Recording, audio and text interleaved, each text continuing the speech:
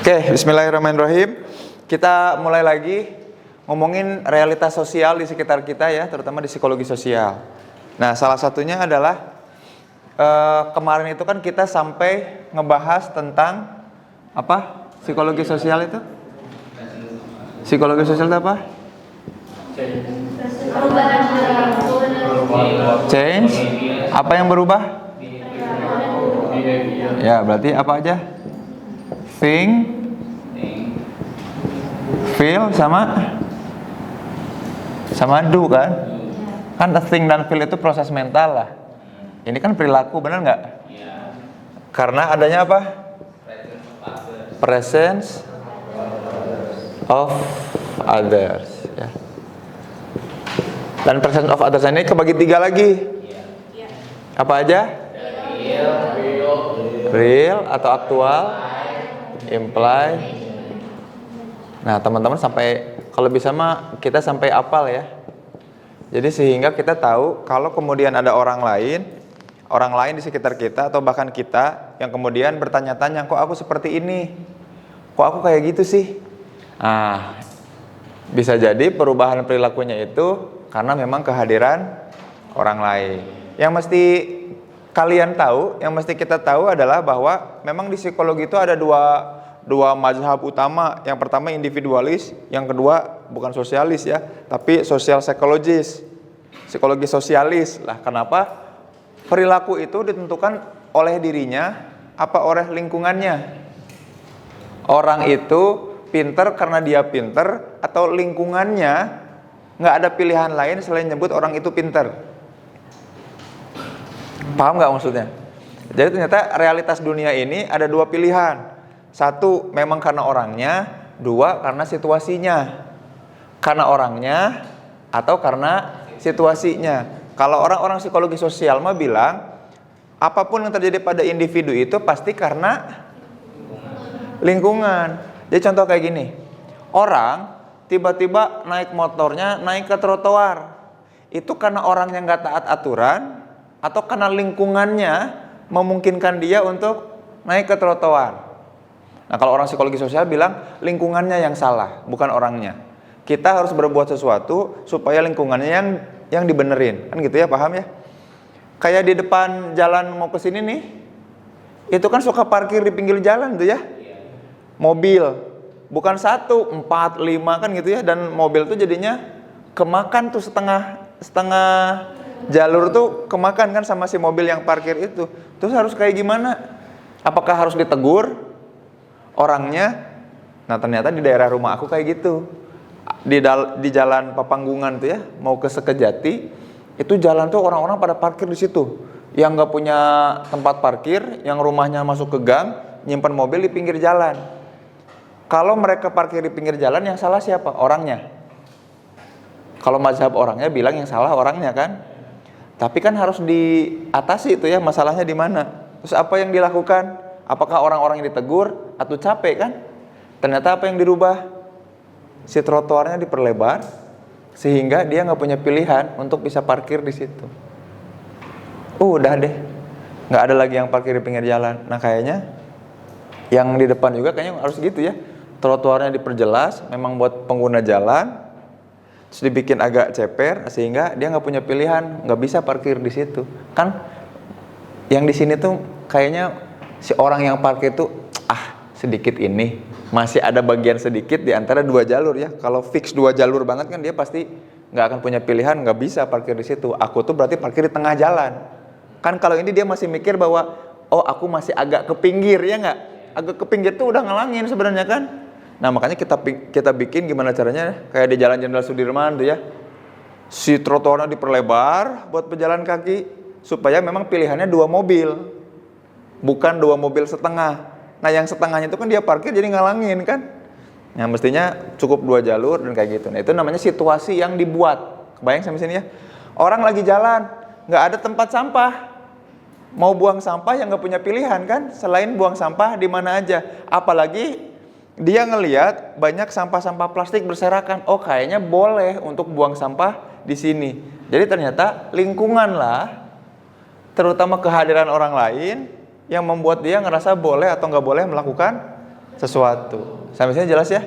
Jadi ini mah nggak ngomongin orang. Jadi psikologi sosial nggak akan pernah bilang bahwa ada orang yang toksik. Nggak ada orang yang toksik. Yang toksik adalah lingkungannya, yaitu presence of others-nya. Jadi kalau A, ya,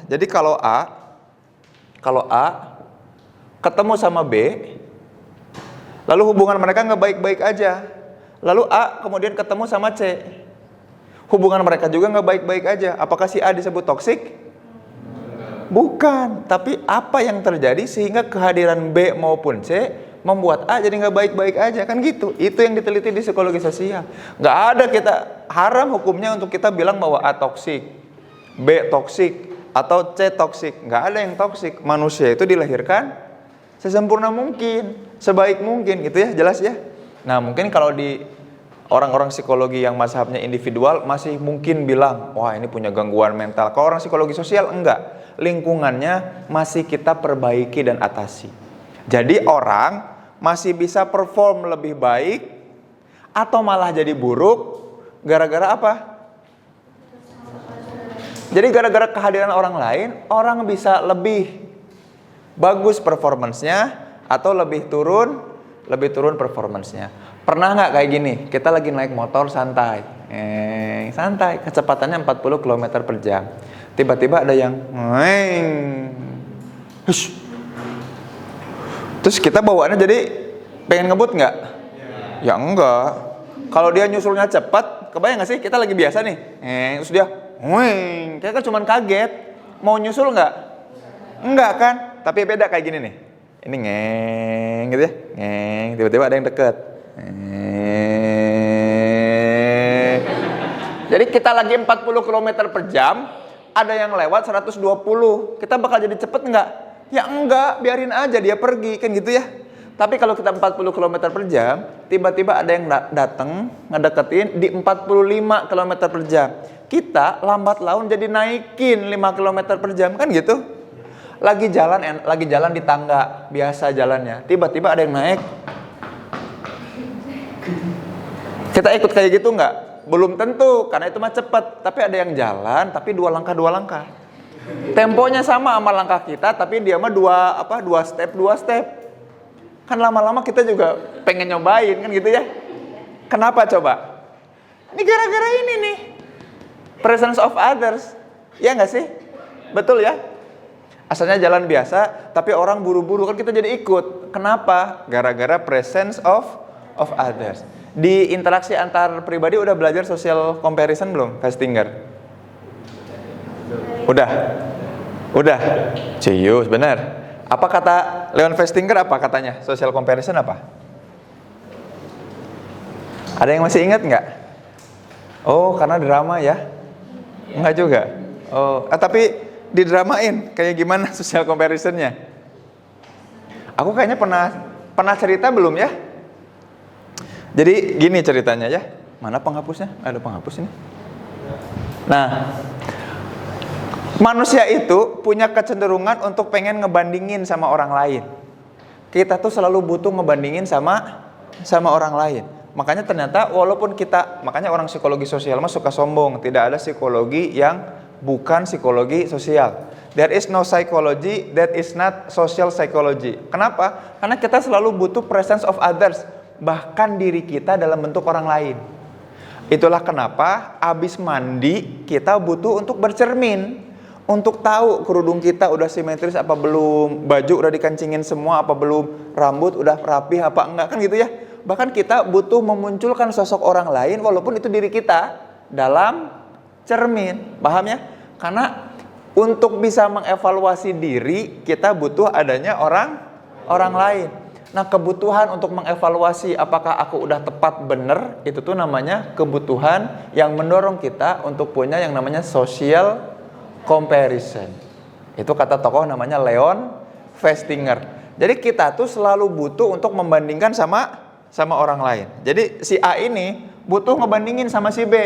Si A juga butuh untuk ngebandingin sama C. Itu yang disebut dengan tendensi untuk social comparison ya. Social comparison. Kalau kita ngebandingin sama orang yang lebih baik dari kita, namanya upward comparison.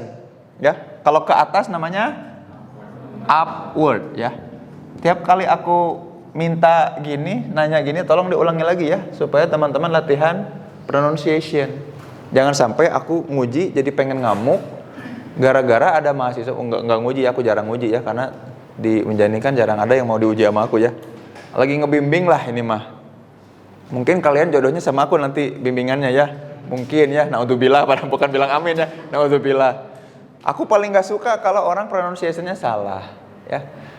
Waktu itu kita neliti soal abusive relationship, si mahasiswanya malah nyebut abus. Kan beda arti kalau dalam bahasa Sunda ya. Dia seseorang yang abus ke mana atuh Aisyah? Abuse. Terus different atahiyat, attitude. Maka tiap kali aku minta ngulang, tolong ulangi ya, tolong dipronounce. Oke, ini apa namanya? Social comparison. Kalau kita ngebandingin sama orang lain yang lebih baik dari kita, maka disebut upward comparison. Yuk ulangi. Upward comparison. Jangan upward, tapi upward. Ya, every people, bukan people. Makanya penting untuk nge-pronounce ya, nge-pronounce itu penting. Kalau ngebandingin sama yang di bawah kita tidak lebih baik? Downward. Gimana nulisnya? Downward. Nah, gitu ya. Makanya suka ada yang bilang, kalau kita pengen ngerasa lebih baik, yuk bandingkan diri kita sama orang-orang yang tidak beruntung. Betul? Salah. Ngapain kita ngebandingin sama orang-orang yang jelas-jelas gak relevan sama kita, kan gitu ya. Makanya teori social comparison itu hanya ngajak kita membandingkan sama sosok-sosok yang relevan. Jadi kalau teman-teman pengen ngerasa bersyukur, ngerasa baik-baik aja, jangan ngebandingin sama orang-orang yang gak sekolah, putus SD, jauh. Tapi bandingin sama orang yang sama, mirip, tapi dia tidak lebih baik, karena itu akan makes you feel better. Pernah nggak ya aku kasih contoh? Aku kasih contoh kayak gini ya. Kayaknya pernah deh aku kasih contoh ya. Ini aku nih ya, aku punya teman yang pintar banget lah. Jangan B lah, katakanlah aku masih terngiang-ngiang soalnya. Aku waktu SMA ada teman yang pintar banget namanya Dewi. Tiap kali ada ulangan atau kuis, dia mah selalu sempurna nilainya 9, 10, 9, 10, 9,5, 10. Jadi skalanya 10 ya, 0 sampai 10 itu 10. Terus aku punya teman yang paling bodoh lah. Namanya katakanlah siapa ya? Bahlul namanya. Bahlul ya. Namanya Bahlul. Tiap kali ada kuis apapun, ujian apapun, nilainya nggak jauh dari 2, 3, 2, 3, 2, 3. Tiap kali aku dapat nilai, apakah aku akan ngebandingin sama Dewi? Apakah aku akan ngebandingin sama Bahlul? Coba teman-teman kalau dikasih nilai ulangan atau ujian, akan ngebandingin sama yang paling pintar nggak? Ya. Ngapain? Ternyata enggak, kalau kata Leon Festinger. Nggak mungkin kita ngebandingin sama sosok yang lebih tinggi jauh dari kita, atau ngebandingin sama sosok yang lebih rendah jauh dari kita. Kita, kata Festinger nih, teori social comparison, kita akan lebih mungkin ngebandingin sama orang-orang yang kayak gimana? Yang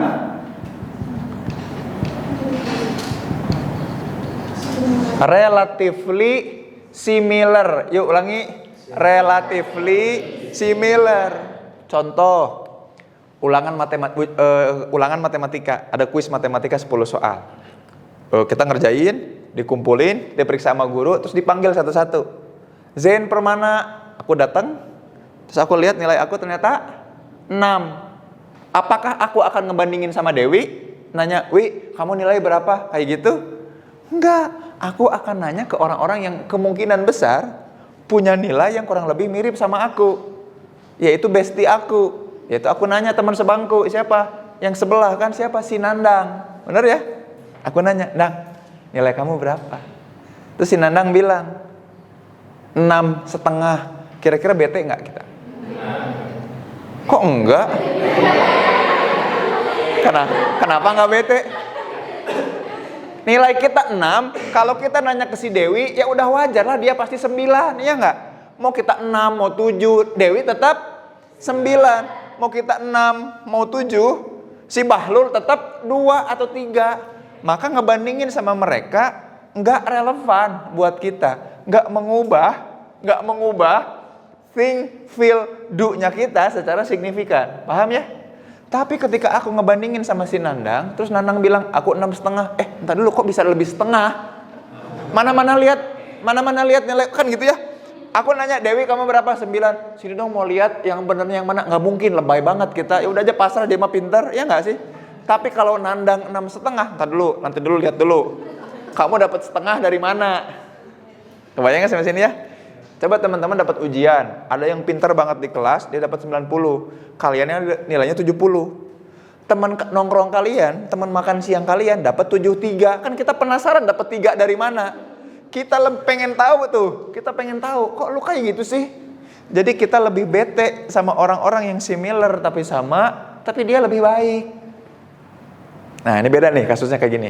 Zain Permana dapat 6, terus aku nanya, "Nang, kamu nilainya berapa?" 5,75.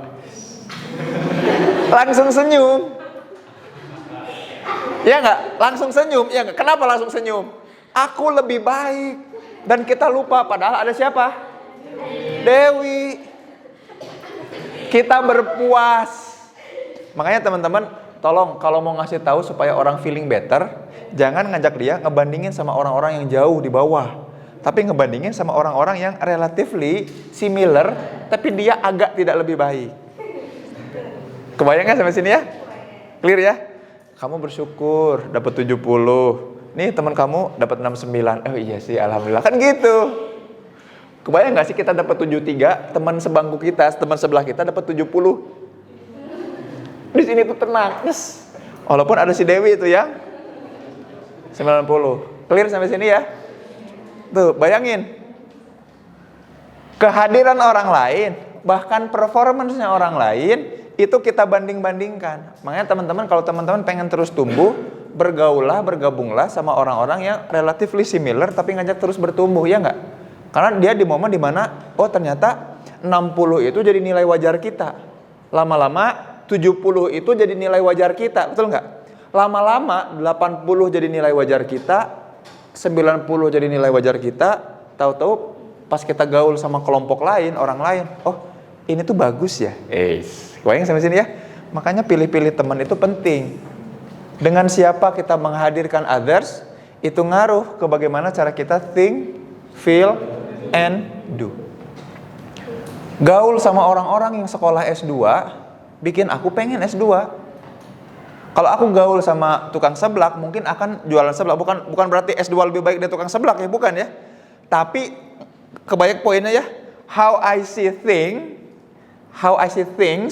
and makes me think beda jadinya. Gara-gara presence of others. Gaul sama orang-orang yang ngomongin make up, rutin skincare, membuat kita jadi ngerasa penting untuk mulai pakai skincare. Terlepas dari wajahnya cantik apa enggak, rumek apa enggak, jerawat apa enggak, kita ngerasa jadi punya kebutuhan untuk itu, paham ya? Maka presence of others ngaruh, terutama gara-gara apa? Social comparison. Kenapa? Karena social comparison tadi kebutuhan. Bahkan kita butuh untuk menghadirkan diri kita. Butuh banget untuk bisa mengevaluasi diri kita. Dengan cara apa? Menghadirkan orang lain, bahkan dalam bentuk diri kita sendiri. Makanya kita butuh ngaca, ya nggak? Makanya sebaik-baik pembandingan adalah membandingkan antara diri kita di masa lalu dengan saat ini. Aku udah lebih baik apa enggak? Karena kalau ngebandingin sama orang lain mah ada ekstrim positifnya, ada ekstrim negatifnya. Gara-gara upward, ya kadang-kadang upward bikin kita termotivasi, upward juga bikin kita insecure, kan gitu ya? Kenapa sih Nandang nilainya 6,5 kan gitu ya? Atau oke, ulangan ke depan aku akan lebih baik. Taunya aku 7, dia 7,3. Tapi bagus itu membuat kita terus pengen naik. Bagus nggak? Bagus. Nah, punyailah teman yang kayak gitu. Nah, itu dari social comparison. Itu maksudnya ke situ. Nah, ini sebetulnya masih di level bukan interaksi antar lingkungan dan kelompok. Ini masih antar pribadi di dalam diri kan? Karena aku butuh dalam diri untuk bahkan menghadirkan orang lain. Paham sampai sini ya? Nah, di pertemuan ini aku pengen ngomongin yang lebih dari ini. Kok bisa kehadiran orang lain naikin atau nurunin performance? Yang tadi ya. Jadi dasarnya itu tadi, lagi jalan pelan. Tiba-tiba ada orang yang jalannya mirip sama kita temponya, tapi agak lebih cepat. Membuat kita lama-lama jadi ikut lebih cepat juga. Kok kita jadi perform better ya? Bayang gak sih? Lagi naik mobil, nyetir mobil atau nyetir motor, ada orang yang punya speed yang sama di kita, terus tiba-tiba ngegunting jalur kita lebih cepat, terus bawaannya tuh pengen ikut ngerempet gitu ke situ. Kenapa? Kok pengen perform? Atau lagi lari, diberi gift gitu ya, atau di gazebo lari, ada orang yang pace-nya mirip sama kita tapi agak lebih cepat. Kok tiba-tiba bawaannya pengen berkompetisi? Makanya kadang-kadang di jalan emang siapa sih? Emang siapa panitianya? Emang kalau kita lebih duluan dari motor atau mobil orang lain, emang siapa yang nentuin bahwa kita pemenangnya? Kan nggak ada. Tapi kok jadi panas? Gara-gara apa? Nah, gara-gara satu fenomena ini. Nah, ini akan dibahas lebih detail ya. Fenomenanya namanya adalah Sosial apa? Ada yang bisa tebak? Sosial? Hah? Social learning teori. Bukan. Sosial dari F? Sosial function. Man tinu A function.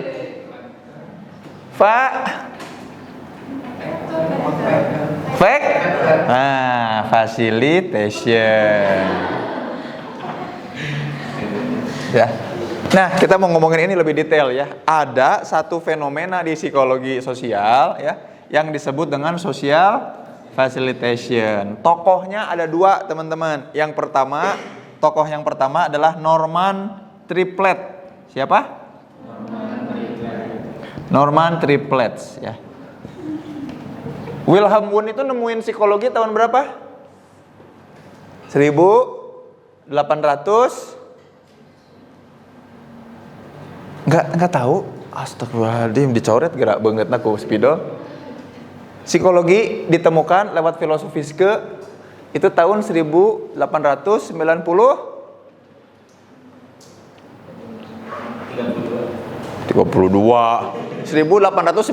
32 udah jelas ya ada 90-nya. 1890 Astagfirullahaladzim. Hah? 90?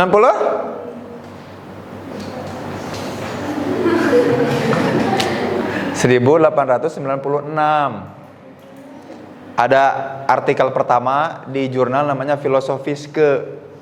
Nah, 2 tahun setelahnya Norman Triplett publish di situ, melakukan eksperimen.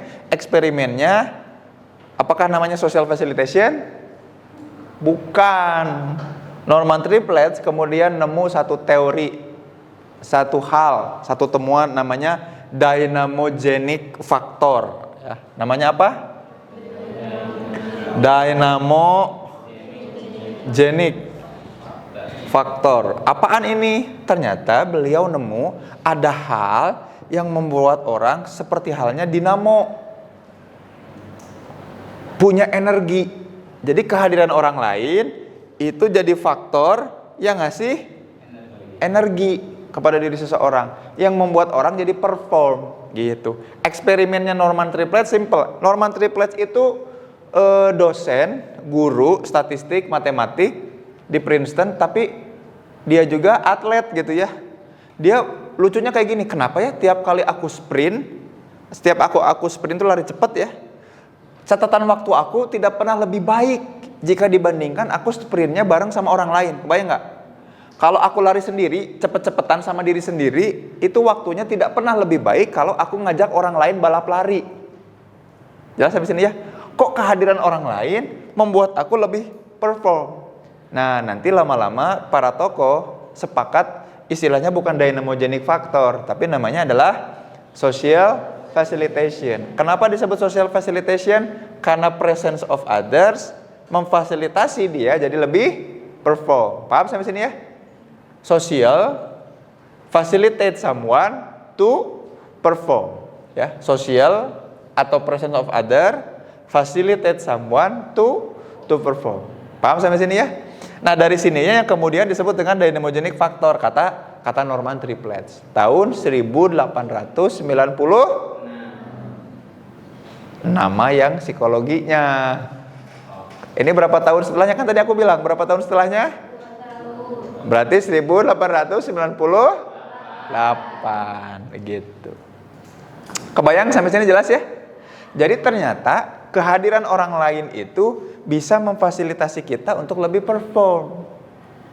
Dan teori ini, social facilitation ini bertahan sampai 1965.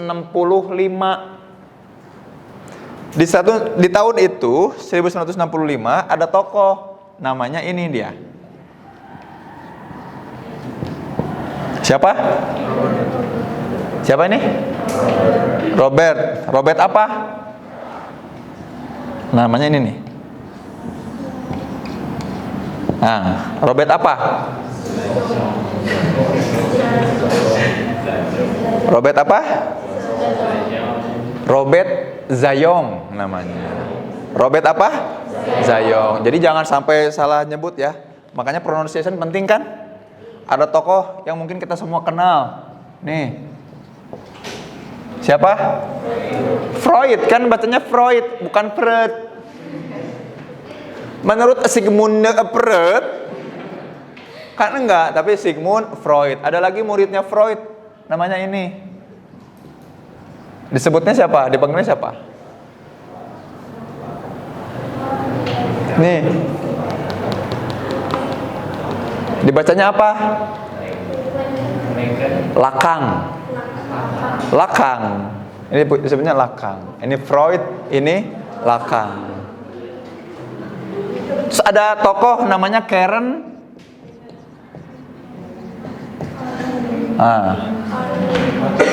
Kayak Karen Horny. Emang iya Horny? Ini tadi nggak Horny, Horn Eye. Soalnya dia keturunan Scottish ya, Skotlandia. Tuh kan kalau salah nyebut bahaya ya. Ini Freud, ini Lakang. Kalau ini namanya siapa? Zayong. Robert Zayong. Please, nanti kan kita kan orang psikologi ya. Nanti kan akan ketemu psikologi di luar ini kan. Orang-orang yang juga mempelajari psikologi mendalam. Jangan sampai salah nyebut nama. Siapa? Jajong. Jajang. Tokoh siapa Jajang ya? Zayong ya. Robert Zayong. Nah, Robert Zayong bilang kayak gini. Kamu Zayong nggak sama aku? Cie. Karena masih ngomongin social facilitation. Orang yang saling Zayong adalah orang yang facilitate others. Tapi enggak, Zayong menemukan gini teman-teman. Nah, ini perhatikan lagi baik-baik. Si Zayong bukan cuma ngomongin soal social facilitation, tapi Zayong juga ngomongin soal yang namanya social. Lawannya apa? Kalau ini mah difasilitasi jadi perform, ini mah namanya apa?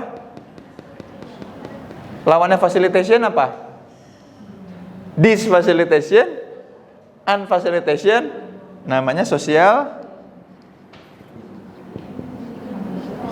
inhibition. Jadi hambatan. Gitu. Jadi Zayong kemudian menemukan hambatan dalam dalam seseorang berperforma gitu. Nah, social inhibition itu nanti jadi persepsi umum. Jadi istilah umum yang dipakai sama para akademisi. Teori yang ditemukan sama Zayong sendiri itu namanya ini nih, model drive theory gitu ya. Nah, ini teman-teman harus paham nih. Karena ini tuh jadi kata kuncinya ini. Jadi social facilitation itu bukan variabel, tapi theme atau tema. Ya, atau kategorinya.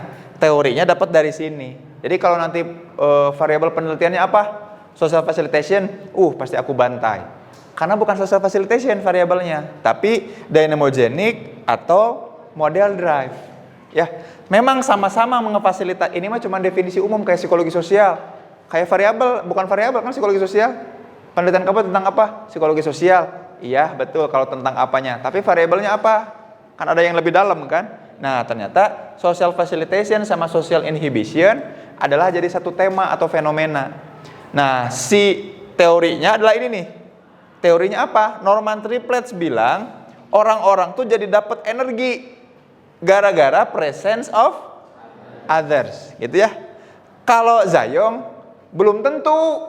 Nah, gitu. Zayong bilang, jadi udah lama nih, 1896 sampai 1965 orang-orang terus percaya bahwa kehadiran orang lain itu naikin performance. Zayong bilang, belum tentu Pak Haji. Kenapa belum tentu? Karena ternyata ada juga kehadiran orang lain yang malah gimana? Menghambat, nurunin. Contoh gini, kita seneng nyanyi sendirian di dalam kamar mandi, kan gitu ya, sendirian di kamar mandi. Dan ngerasa bagus nggak kalau kita nyanyi di kamar mandi? Maafkan diri ini, kan gitu ya. Oh kasih maafkan diri ini yang tak, kan gitu ya, menyakiti dirimu. Asa bagus kan gitu ya. Terus diminta untuk nyanyi di depan orang lain. Tadinya sendiri, terus menghadirkan orang lain, ya, presence of others, lalu kita nyanyi. Oh kasih, maafkanlah. Kok jadi jelek ya? Terus jadi kita tuh jadi mules, kebayang gak sih? Kalau baca sendiri untuk nyiapin presentasi kayak yang ngerti, kayak yang bisa, tapi ada orang di depan kita membuat kita jadi kehambat. Kok bisa ya? Nah, kalau kata Zayong, nah makanya kehadiran orang lain belum tentu memfasilitasi jadi performance, seringkali malah jadi inhibition. Kalau kata Zayong bergantung apa? Tergantung dari model drive teori. Nah, karena disebut model, ada dua pilihan modelnya. Model pertama adalah yang dominan. Model kedua adalah non-dominan. Aduh, ini maksudnya gimana? Jadi kalau kata Zayong mah lebih spesifik daripada triplets. Momen spesifikin temuannya dari triplets. Zayong tuh mau bilang kayak gini teman-teman. Kehadiran orang lain tidak serta-merta membuat kita jadi naik performance-nya. Bergantung apa? Bergantung skill-nya. Bergantung apa yang mau ditampilkannya. Kalau yang mau ditampilkan merupakan sisi dominan kita, maka kehadiran orang lain akan membuat kita perform. Gitu ya. Tapi kalau yang ditampilkan, dihadirkannya bukan sisi non-dominannya kita, maka kehadiran orang lain malah bikin kita melempem. Paham sampai sini jelas ya? Contoh misalkan gini, aku suka banget psikologi dan memang dominannya adalah speaking, ngomong. Menghadirkan orang lain membuat aku naik performance-nya. Aku jadi suka ngomongnya jadi tertata dengan kehadiran orang lain. Karena skill akunya, bawaan akunya memang suka ngomong. Paham sampai sini kebayang?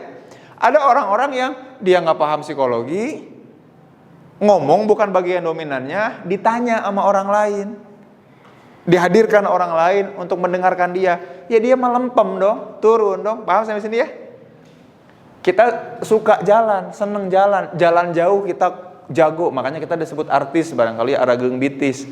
Saking jalan aja terus ya, bitisnya sampai gede gitu ya. Dihadirkan teman, maka kita bisa jalan kemanapun. Ayo ke Gunung Rinjani, ke Gunung Merapi Merbabu, ayo. Ada teman karena dominan jalan, senang jalan, dominan jalan, membuat kita terfasilitasi kan gitu ya. Tapi buat kita yang dasarnya memang nggak suka jalan, nggak mau, apalagi nggak punya kebiasaan, diajak naik gunung, nyusahin orang. Belum lagi sompralnya, belum lagi apanya. Maka kehadiran orang lain buat kita malah jadi social inhibition. Sampai sih kebayang ya? Tadinya orang-orang mikir, nah gara-gara triplets, orang-orang jadi terinspirasi kan. Oh, untuk bisa naikin performance orang, cukup hadirkan orang lain. Karena belum tentu. Datangnya orang yang mungkin kita suka, gebetan gitu ya, membuat kita jadi perform untuk skill-skill yang memang kita dominan. Ya enggak? Kalau enggak, ya kita jadi memalukan. Kan gitu ya. Malah jadi dapat social inhibition. Sampai sini clear? Paham? Jelas ya? Nah, inilah yang kemudian membuat menarik banget teori ini, bahwa ternyata presence of others bisa kemudian naikin performance kita atau malah bisa nurunin, bergantung dari apa? Dari skill. Makanya kalau tadi di awal teman-teman kan aku pernah bilang kayak gini ya. Tadi kan di awal bilang kayak gini. Guys, teori psikologi sosial ini mau bilang bahwa orang itu bergantung sama lingkungannya kan? Tapi ternyata Zayong mulai mau menjembatani. Ada hal-hal yang barangkali kita bisa atau nggak bisa, yang kita butuh untuk upgrade atau enggak skill itu. Jelas ya? Nah, mau nggak mau kita harus naikin skill-skill tertentu. Ketika dihadirkan orang lain, kita jadi bagus. Jadi adanya orang lain tuh kita makin perform, bukan makin melempem. Sampai sini kebayang ya, paham ya? Makanya aku juga kalau ngedidik anak sekarang kayak gitu. Ada skill apa yang kalau ketemu orang lain, ketemu temennya, dia malah elevate. Dia malah terignite. Ignite itu terpantik. Elevate itu jadi naik, kan gitu ya. Nah, itu harus teman-teman cari. Dan harus teman-teman latih. Paham sampai sini ya? Supaya, oh ini loh yang membuat aku naik performance-nya dan bisa ngebantu orang lain dan juga bermanfaat buat orang lain. Paham ya? Jangan sampai ininya nggak dilatih, ketemu orangnya enggak, gaul sama orang yang berpuas dan similar di situ-situ aja, pret. Makanya milih teman, milih bestie, milih pergaulan itu penting nggak? Penting banget. Khususnya buat apa? Buat kita naikin atau nurunin performance. Yuk kita terima kasih dulu ke Norman Triplets sama Robert Zayong. Yang sampai sekarang gara-gara mereka orang kalau neliti soal performance ya pilihannya antara dua ini ya. Kalau eksperimennya dynogenic factor gimana coba? Jadi si Norman Triplets itu nyuruh mahasiswanya, kan dia seneng nge-gym juga. Norman Triplets tuh kalau lihat fotonya tuh badannya sterek gitu lah, lumayan lah ya. Jadi dia nyuruh mahasiswanya main gulungan gitu lah, main cepet-cepetan ngegulung benang, gulungan benang. Ternyata kalau dia ngegulung benangnya bareng sama orang lain, ngegulungnya jadi lebih cepat. Nah, itulah yang menyebabkan Norman Triplets punya teori namanya dynamogenic factor. Orang lain itu kayak gitu. Tapi kalau kata Zayong, nggak gitu. Zayong eksperimennya beda lagi. Ternyata ada hal-hal tertentu yang kalau orang nggak punya skillnya, nggak dominan skillnya, dia bukannya malah perform, dia malah melempem gitu. Jadi malah sampai ada kebalikannya. Nah, insight apa yang bisa kita ambil dari sini teman-teman? Tadi ya, pertama, jangan salah pilih teman. Dan kita tuh kalau pun mau ngebandingin, yuk bandingin sama orang-orang yang selalu dekat sama kita, tapi selalu mau ngajak kita terus bertumbuh. Ya, aku punya sobat yang kita sama-sama dari SMA tuh bilang, yuk kita jadi researcher, yuk kita lanjut S2, kayak gitu terus. Yuk kita jadi lebih baik terus aja. Makanya dia mah jadi PNS sekarang ya, pegawai negeri Swedia, kerja di perusahaan Swedia, bantu riset Swedia, gajinya udah triple digit loh, ratusan juta per bulannya. Jadi ya karena kerjanya di luar negeri kan. S2, dia sekarang lagi mau ngambil S3, dan aku kalau ngobrol mau nggak mau harus ngikutin obrolan dia kan.